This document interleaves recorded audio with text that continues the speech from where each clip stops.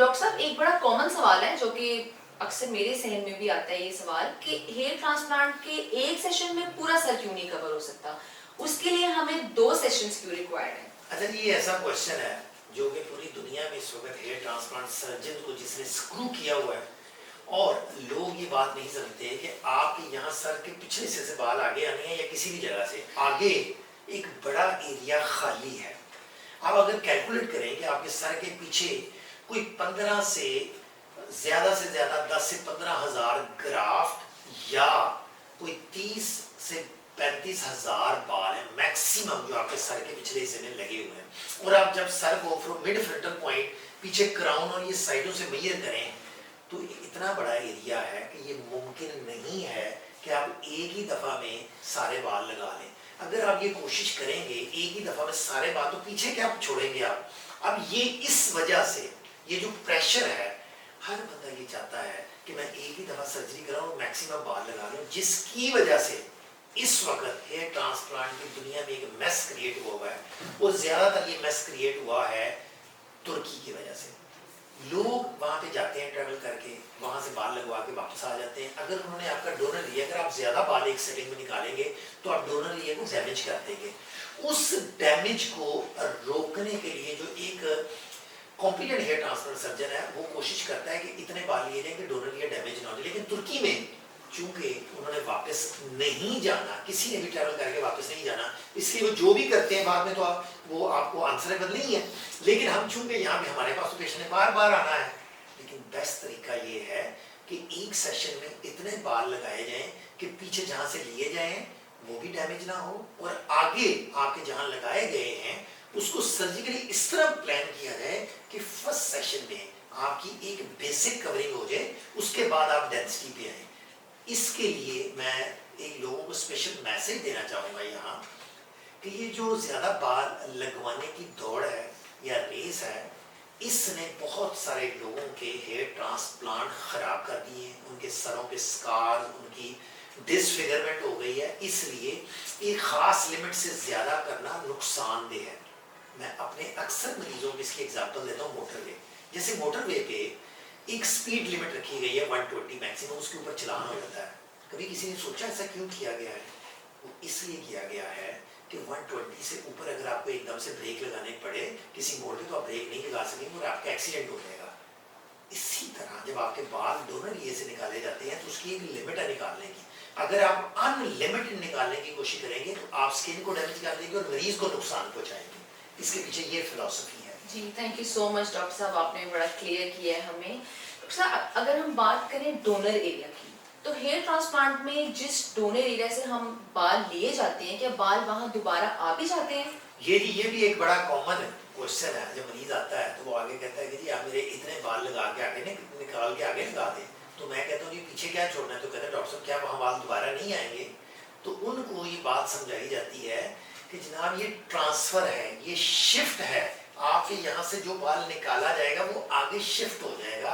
Just like कहीं पे पौधे लगे हुए हैं, वहां से आप पौधे उखाड़ के नई जगह पे जाके लगाते हैं, तो ये तो नहीं है ना वहां पे पौधा दोबारा उसी तरह का आ जाएगा। बुनियादी तौर पे ये शिफ्टिंग है। जहां से पीछे से बाल आपका एक दफा ले लिया गया वहां पे दोबारा बाल नहीं आना। तो इसी वजह से ये सारी एहतियात की जाती है कि पीछे से इतने बाल शिफ्ट किए जाएं कि पीछे भी कुछ बचे, ताकि वो एरिया बाल ना हो जाए। और क्या डोनर एरिया डैमेज भी हो सकता है?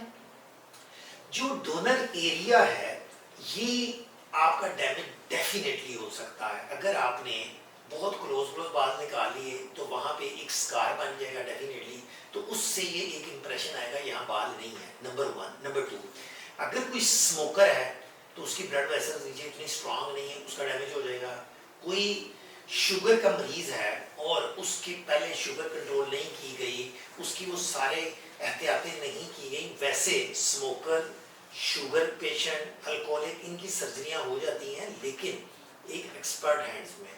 लेकिन अगर आप अंधाधुंध वहां से बाल निकालेंगे तो वहां से स्किन डैमेज हो सकती है। जी सर, एक दफा तो हेयर ट्रांसप्लांट सर्जरी हो गई, तो जहाँ पे वो बाल लगते हैं क्या वो बाल लाइफ टाइम के लिए लगते हैं? हाँ जी, ये भी बड़ा एक इम्पोर्टेंट क्वेश्चन है और बेसिक क्वेश्चन है कि आपने जहाँ से बाल लिए, अगर तो आपने सेफ डोनर जोन से बाल लिए। अब ये भी है कि आपका जो पीछे डोनर जोन है, इसमें से एक सेफ डोनर जोन है, एक सेमी परमानेंट है, एक जिसको आप परमानेंट कहेंगे वो सेफ डोनर जोन है, और सेमी परमानेंट उसको कहेंगे कि जिसके बाल बाद में उतर सकते हैं।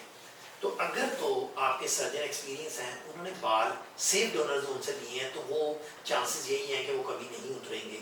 लेकिन अगर वो परमानेंट डोनर जोन से बाल नहीं लिए तो वो बाल उतर भी सकते हैं। जी डॉक्टर साहब, ये बताएं कि एक मरीज पूरी जिंदगी में कितनी दफा हेयर ट्रांसप्लांट करवा सकते हैं?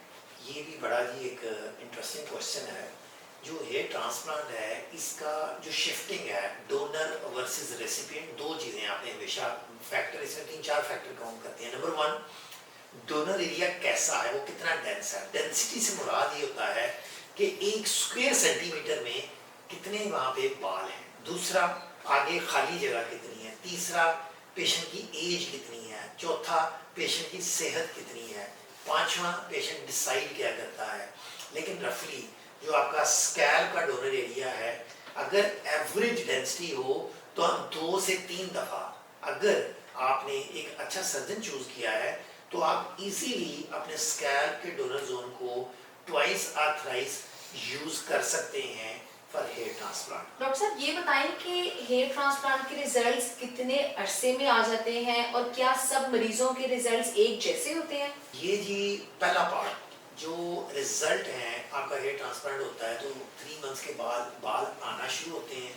6 मंथ से 1 ईयर में ज़्यादातर बाल आ जाते हैं, और 1.5 साल में क्लोज हो जाता है आपका चैप्टर। जितने बाल आने होते हैं वो आ जाते हैं। उसके बाद अगर कोई बाल नहीं आया तो इसका मतलब उसने नहीं आना। अगला आपका पार्ट था कि क्या रिजल्ट सेम होते हैं। रिजल्ट जो सेम है ना, ये फिर मैं कहूँगा डिपेंड करते हैं। नंबर 1, आपने सर्जन कैसा चूज किया। नंबर 2, आपकी डोनर एरिया कैसा था। नंबर 3, आपका रेसिपिएंट एरिया कैसा था। नंबर 4, आपकी एज क्या है। नंबर 5, आपको कोई बीमारियां तो नहीं। नंबर 6, आपने जो सेशन चूज किया, डॉक्टर साहब को जो पे किया, वो कितनी सर्जरी का पे किया और कितने ग्राफ्स का किया। तो ये एक मल्टी फैक्टोरियल है। ये कुछ सिंपल क्वेश्चन नहीं है कि दोनों लोगों का रिजल्ट कंपेयर किया जा सके। एक बंदा जिसका बहुत ज्यादा एरिया खाली था और कंपैरेटिवली एक बंदा जिसकी एक सिंपल हेयर लाइन बनी, ये दोनों मुख्तलिफ केसेस हैं। जी डॉक्टर साहब, ये बताएं कि हेयर ट्रांसप्लांट से बालों में कितना घनापन आ सकता है? हाँ जी, ये भी एक बड़ा इंपॉर्टेंट और बुनियादी क्वेश्चन है। ये है कि जो हमारे सर पे बाल होते हैं, इनमें नेचुरली 70 to 80 ग्राफ्ट्स पर स्क्वायर सेंटीमीटर होते हैं। बस आप ये समझ लीजिए कि आप एक ड्रॉ करें, 1 स्क्वायर सेंटीमीटर का एक डब्बा ड्रॉ करें, और उसमें आप ये समझेंगे तकरीबन 70 से 80 ग्राफ्ट है। ग्राफ्ट का मतलब है 1-1, 2-2, 3-3 वाले बाल। तो ये एक अच्छा खासा घनापन होता है। लेकिन जिस वक्त आप बाल्ड हो जाते हैं तो उस वक्त आपके जो बाल एक सेशन में लगाए जाते हैं, वो मैक्सिमम हेयर लाइन में हम 35 to 40 ग्राफ्ट्स, मतलब 1/3 जो आपका नेचुरल है उससे हाफ या 1/3 आपकी जो डेंसिटी है वो एक सेशन में आती है। अगर इससे ज्यादा आपने लगाने की कोशिश की तो स्किन डैमेज हो जाती है। तो इसलिए ये पॉसिबल नहीं है कि आप एक ही सेशन में जो नेचुरल डेंसिटी है वो दे सकें।